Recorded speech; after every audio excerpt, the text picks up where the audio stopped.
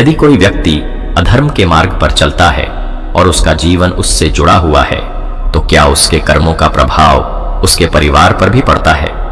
यह प्रश्न विशेष रूप से स्त्रियों के मन में अधिक उठता है। शास्त्र कहते हैं कि प्रत्येक व्यक्ति अपने कर्मों का फल स्वयं भोगता है।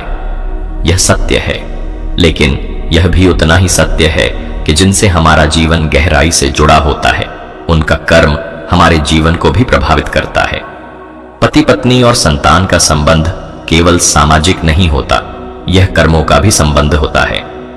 जब कोई व्यक्ति अधर्म से धन कमाता है और उसका परिवार उस धन का उपभोग करता है, तो वह कर्म केवल एक व्यक्ति तक सीमित नहीं रहता, चाहे अनजाने में ही सही, उसका प्रभाव पूरे परिवार पर पड़ता है।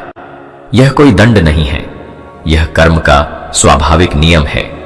यहां भावुक होने की आवश्यकता नहीं है, इसे तकनीकी रूप से समझने की आवश्यकता है। यदि किसी स्त्री का पति अधर्म के मार्ग पर चलता है और वह उसे रोकने का प्रयास करती है, फिर भी परिस्थितियां नहीं बदलती, तो इसका अर्थ यह नहीं कि वह दोषी है।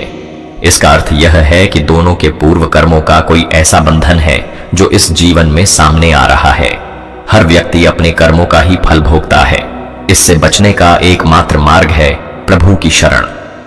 प्रभु का नाम, प्रभु का स्मरण और प्रभु की कृपा ही पुराने कर्मों के प्रभाव को धीरे धीरे क्षीण करती है।